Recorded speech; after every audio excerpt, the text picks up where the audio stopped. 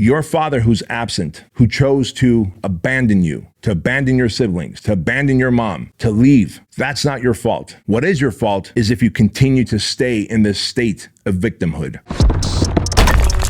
Welcome to the Bedros Keuilian Show. Hey friends, welcome to the Bedros Keuilian Show. I'm Bedros Keuilian, and today I've got a topic that I want to talk to you about that is coming from my heart. Not that every other episode doesn't come from my heart, it absolutely does, but this is one that quite honestly, as I was outlining it, it moved me emotionally several times. And so I'll be referring to my notes as I always do because I outline every one of my episodes. In fact, by the way, if you're watching this on YouTube, if you ever want me to share with you guys how I outline my episodes for the Bedros Keuilian Show, let me know in the podcast comment section there, and I'll gladly lay that out for you guys, either maybe on a Q&A or maybe even type it up somewhere and post it for you guys. If you ever want to start a show on anything, it's good to have a topic outline process, right?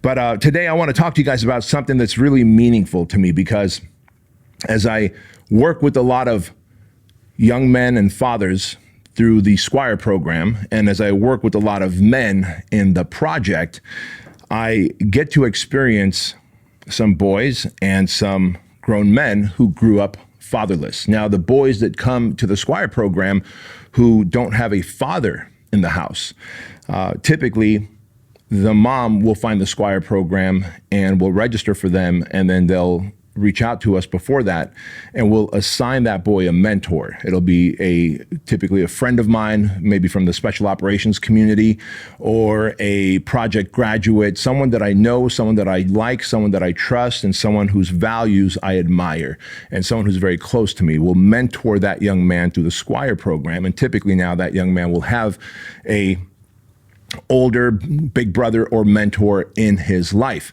And so when I see these young men coming through the Squire Program, and when I see grown men who come through the project who have experienced a fatherless home, I see the damage that takes place.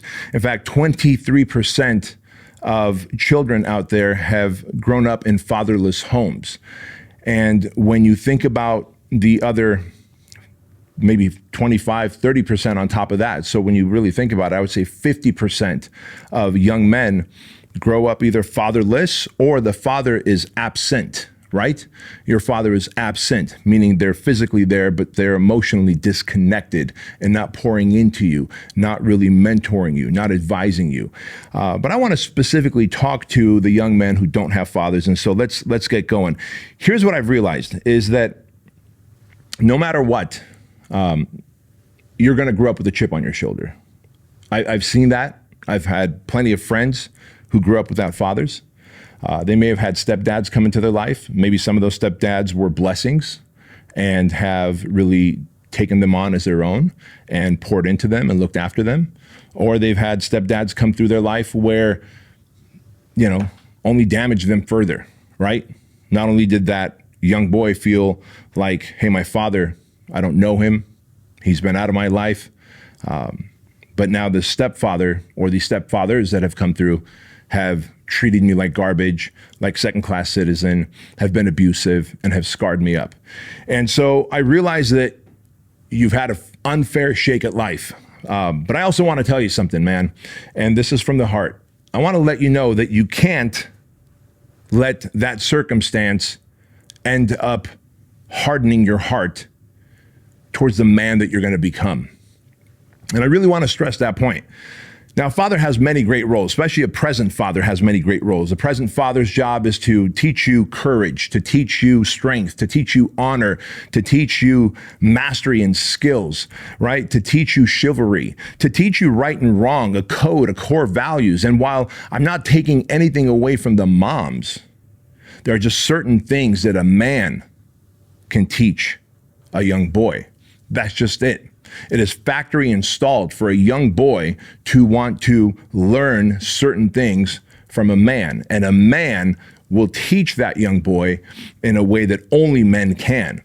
And that is why there are rites of passage. For thousands of years, cultures across the world have had a rite of passage for young boys as they step into manhood.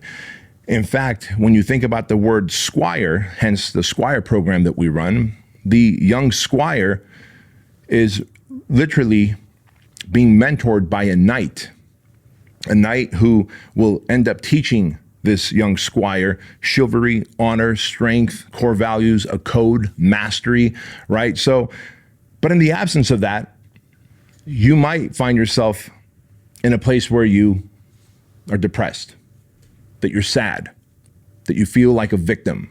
You might feel abandoned. And I could understand. You know, when I look at the stats and I see that 85% of people in prison, especially young kids in prison, are fatherless. 63% of teen suicides, they're fatherless. I realize what a epidemic it is. But I also want you to know that you can't live with that as your identity, why your life is going to suck. I'm here to tell you this because you've got an entire life ahead of you. And if you have this chip on your shoulder, and if you feel like a victim, and if you never grow into the man that you're supposed to be, then that purpose that God or the Creator has bestowed upon you will go unseen by humanity. I think we could all agree that if we're here on this planet, there's probably some work we have to do. And if you watch the BK show, you know that the greatest work that any man can do is the work of becoming his 2.0 self, of evolving, of growing, of self-mastery. Because when you reach your highest levels of self-mastery and personal excellence and maintain the highest standards for yourself and conduct yourself in a way that you're the type of man that you would respect and honor and you would like, it is then that you could serve humanity with your life's work, your passion, your purpose. And so if you're here and you haven't had a father, you haven't had anyone pour into you, you probably feel abandoned. You might feel rejected. You might feel like a victim. In fact, statistically speaking, you may have experienced more abuse, physical abuse, emotional abuse, mental abuse, sexual abuse. There's a much higher probability that you're using drugs, alcohol to escape your reality. But what is that really doing? What is that really doing?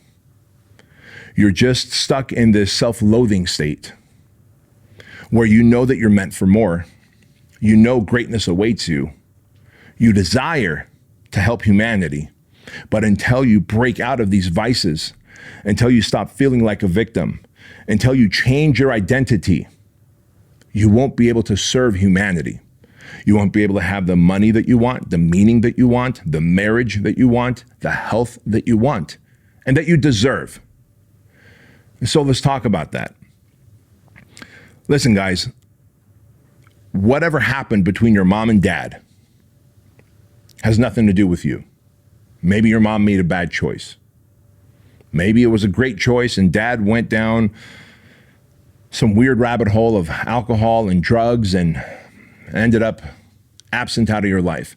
Whatever circumstances led you to here, where you are without dad, we now have to figure out, what do we do beyond this? Because I want you to understand that if you're constantly longing for your dad, for your father, and hoping that you guys can one day reconnect, and until then you won't be whole, you're letting your life go by. And if you're letting your life go by, there's a massive amount of people who could be getting inspiration, motivation, service, support, a product of whatever from you, but you're too busy sitting in your own shit, depressed, anxious, sad, overwhelmed, feeling like a victim, to put your best self out there. And so I'm here to tell you this. Your father who's absent, who chose to abandon you, to abandon your siblings, to abandon your mom, to leave, that's not your fault. What is your fault is if you continue to stay in this state of victimhood. But I want to let you know that the greatest level of self-mastery that you could do right now is to understand one thing, that that was not your father. That's not your dad. That person who abandoned you is just a sperm donor. And I want you to understand it that way. As soon as you do, you will already start evolving to a higher place as a human. Because I want you to understand that you are not a replica of him. And if you've got a mother who maybe is nuts or, little on the deep end of, on the crazy side, which could be why she chose a fucked up father for you in the first place. And if she's blaming it on you, I'm here to tell you it's not your fault that he left. And if you got a supportive mom who tries to provide, who tries to do everything for you, that is awesome, man. Then you've got an even greater duty to get out of this shit phase that you're in of loathing, of feeling like a victim, of feeling sorry. Because if you don't, how can you show this mom who, as a single mom, raised you, took care of you, poured into you, provided for you, did as much as she could to expose you to good people, good values, good morals, right? So on one side of it, it's not your fault. If your mom is crazy and she picked crazy and your crazy pops went away, well, guess what? That's not your fault. That guy was a sperm donor. He is not your father. He is not your dad. Don't go out looking for a relationship with him. And on the flip side of it, if your mom did pick a crazy person, but your mom is a good human being, she's not blaming you for anything, she took care of you, well, guess what? You've got this duty and obligation to transcend, man, to rise up and become the better version of yourself. Because I'm here to tell you that if you constantly take on this victim role, if you're always loathing, if you feel that, well, I've been rejected and therefore I will always be rejected, you're going to miss out on the best parts of life. Money, meaning, love, experiences, a family. And to that point, I want to let you know that you've got a second chance. You've got a second chance at a father and son relationship. Now, obviously, the first chance didn't work out for you, where you were the son and your father is absent. But you do have a second chance at a father and son relationship, or a father and child relationship. And that is when you have a child and you love that child up and you are present and you are loving and you were there and you were whole and you provide, you protect, you give them experiences, you build memories. And what that will do is it will heal your inner child. I promise you that.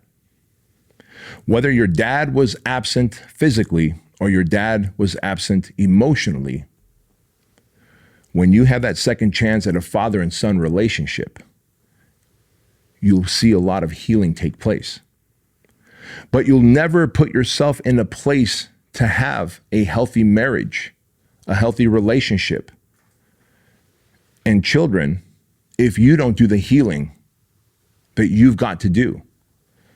If you don't develop yourself into the man that you're meant to be. Because you might go out and repeat the same pattern. You might go out and pick a woman who's crazy, who's nuts, who's codependent. And you find yourself becoming this Captain Save-A-Ho and repeating the same pattern. And maybe you'll stay in that marriage for the sake of those children, but it will be a shitty relationship and you know it. And imagine the damage that you'll do to those kids by picking the wrong woman. And so young men, I'm speaking to you. If you were fatherless, understand that that was a sperm donor. You were abandoned and that was a gift because that guy was an asshole. But the gift that you got was a gift of life, the gift of opportunity. And instead of feeling like a victim, like you were rejected, like you were abandoned, you should feel as though you've got a chance to impact and to influence the next generation. And that only happens when you decide to heal. So how does healing happen, right? Well, I want to let you know something. Healing happens by virtue of you seeking out other men who have those traits of a great father. You know, I always jokingly say around here at HQ that I almost feel like I'm the father of the world. Like I could just be the father of a lot of men, of a lot of young men. And I see myself that way. Whether they're grown men that come to the project, I just treat them like I'm their big brother. Or they're young kids who come to the Squire Program. Yes, they'll come with their fathers or with their stepdads who are awesome. And sometimes we have to assign a young man a mentor because there is no father in his life. But no matter who they are, I'm still a father figure to them. And you have that opportunity. I want you to know that, man, because there's nothing more damaging to a young man than not realizing his fullest potential in life, his fullest potential in strength, in courage, in honor, in impact, in a relationship. I know it's easy to sit and play video games, feel sad and feel like a victim and feel like you were thrown away, to escape with weed and alcohol and pornography, to vape away your feelings. But that's not going to get you anywhere. You can play video games all you want. You can binge watch TV all you want. You can escape with these vices all you want. Until you start healing, you will not feel whole. And healing happens by you finding other men. And how do you find these men? Well, you might find them in a gym. You might find them in a jiu-jitsu school. You might find them at a place where you can learn to box. You might find them at a junior college where you can take an automotive class and learn how to work on cars. Like, you could truly go to a trade school part-time and learn the skills of mastery, like learning how to work on things, the things that your father should have showed you, but instead he ran away and took off. You can go and find those things.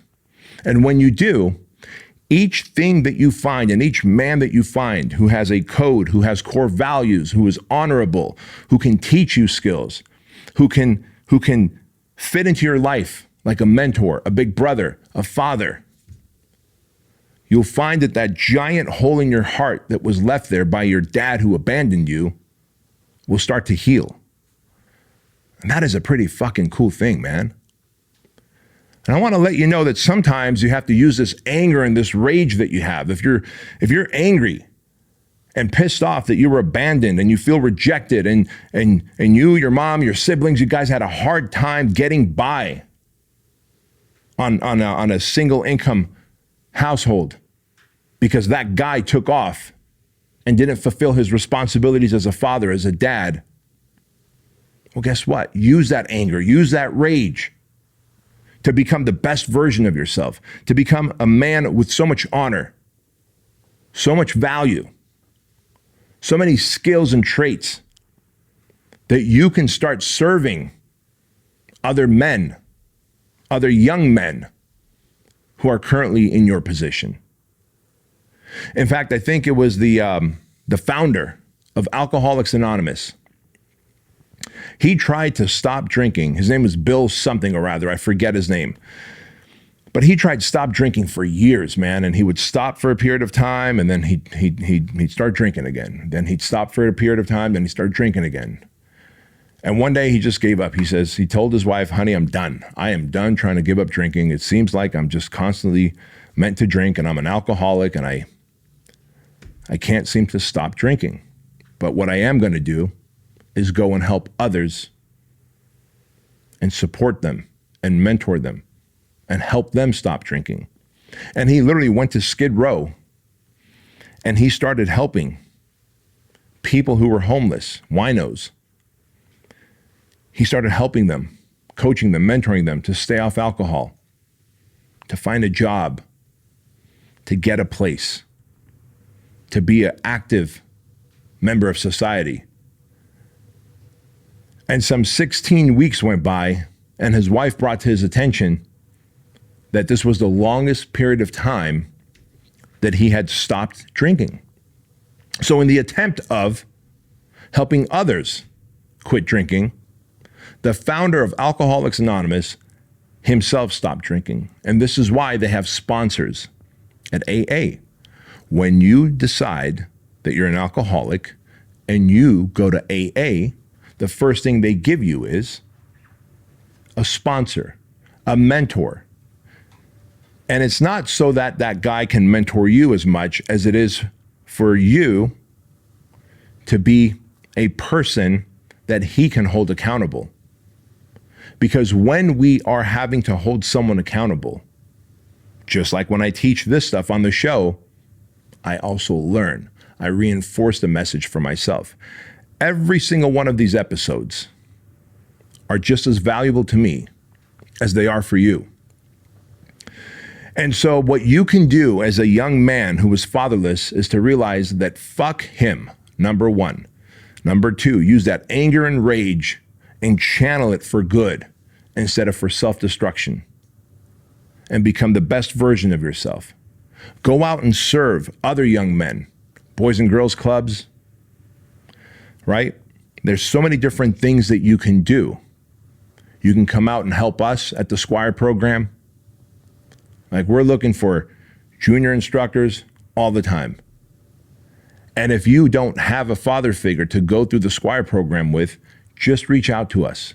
We'll find someone, a mentor that you can go through that program with so that you can be plugged in with other good men, men of high value, men of high self-worth, men who have high standards, men who focus on personal excellence, men who pay it forward, men who are mission-focused, vision-focused, purpose-driven. And what ends up happening is when you are within the proximity of others who you want to be like, whether it's jujitsu, whether it's learning to be a car mechanic, that doesn't mean you have to do that as a career. Go develop skills. Go develop man skills. Like, learn to box. Go to the gym and work out. Take like a hardware shop, right? Like, learn to make a fucking closet, a nightstand, a coffee table. Like, learn electricals. Like, learn how to rewire your house. And when you learn that from an individual who can mentor you in that, and you guys know this, I do these 6-week challenges. I started doing my 6-week challenges with things that I was physically uncomfortable with doing. The first one was a marathon.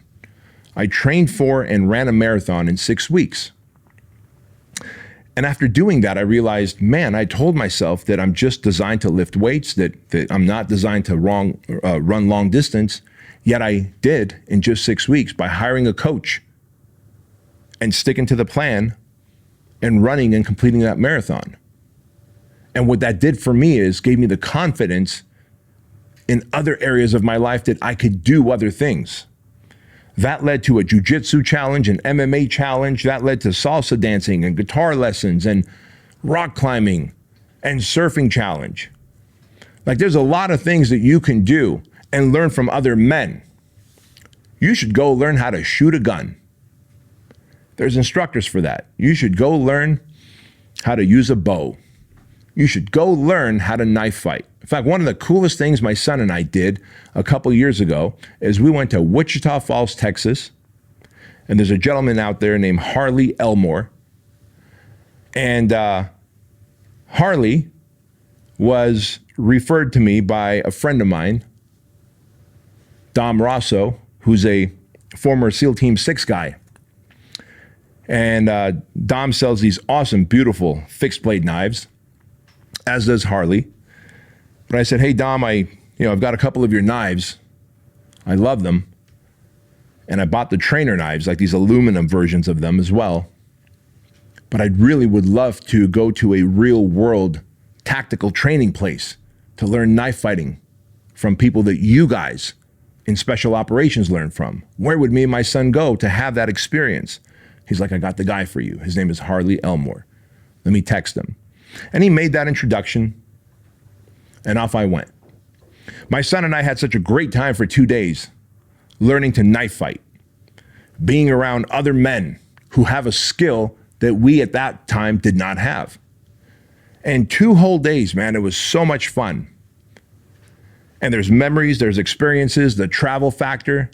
You ought to do that for yourself. And you may not be able to travel right now, but find the things locally that you can do. Learn to change a tire. Like if there's a speedway nearby, go and watch people racing their cars. Because those same guys who are racing their cars, especially the older guys, look for the gray beards and the classic cars that are racing and talk to them, meet them. Go to a Cars and Coffee meet on any Saturday morning or Sunday morning, usually in front of any donut shop in any state. You'll find one. You'll find a lot of great men out there. Say hi, introduce yourself. You don't necessarily have to say, I'm looking for a father figure. But what you can say is, tell me more about your car. Why do you have it? What did you do to it? And you build relationships and you keep going. And between that and jujitsu and surfing and whatever other skills, knife fighting, gunfighting, like learn the skills that men possess, and you will soon realize that with those skills of strength and courage and tough guy stuff, you also meet some really tender-hearted humans. Because I can tell you from firsthand experience, a lot of these guys care and love and want to protect, want to serve, want to support. And these men become your father figures. And just through the power of proximity, of being around them, you will find yourself developing into the man that your father should have helped you develop into had he stuck around, number one, and had he known what to do, number two. And the truth is, if your pops isn't here, guess what? He probably didn't have those skills.